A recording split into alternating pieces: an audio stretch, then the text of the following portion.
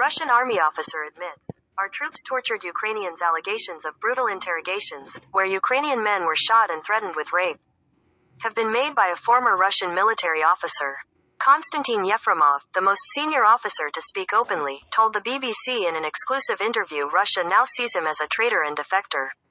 At one site in southern Ukraine, he said, the interrogations, the torture, continued for about a week. Every day, at night. Sometimes twice a day. Mr. Yefremov tried to resign from the army numerous times, but he ended up being dismissed for refusing to return to Ukraine. He has now fled Russia.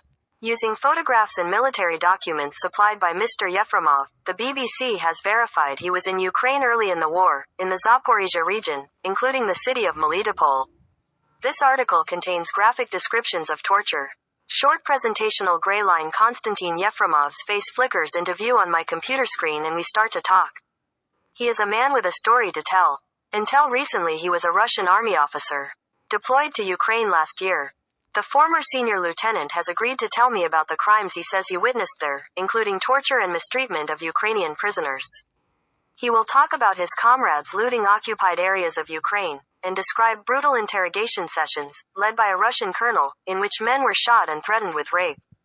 On the 10th of February 2022, Mr. Yefremov says he arrived in Crimea, the Ukrainian peninsula annexed by Russia 9 years ago. He was the head of a demining unit of the 42nd Motorized Rifle Division, and was usually based in Chechnya, in Russia's North Caucasus.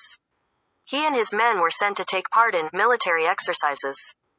He says, at the time no one believed there would be war. Everyone thought this was only a drill. I'm sure even senior officers didn't know.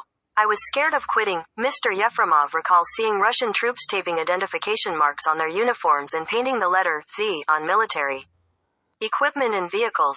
Within days, Z had become the symbol of what the Kremlin was calling its special military operation. Mr. Yefremov claims he wanted nothing to do with it. Decided to quit. I went to my commander and explained my position. He took me to a senior officer who called me a traitor and a coward. I left my gun, got in a taxi and drove off. I wanted to return to my base in Chechnya and resign officially. Then my comrades telephoned me with a warning. A colonel had promised to put me in prison for up to 10 years for desertion and he'd alerted the police. Mr. Yefremov says he called a military lawyer, who advised him to turn around.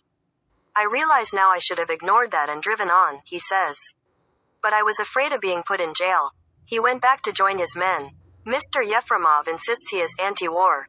He assures me he did not participate in Russia's annexation of Crimea, or fight in eastern Ukraine when war first erupted in the Donbass 9 years ago. In 2014, Russia was not only accused of orchestrating a separatist uprising there, but of sending in its own troops. Thanks for watching my YouTube video.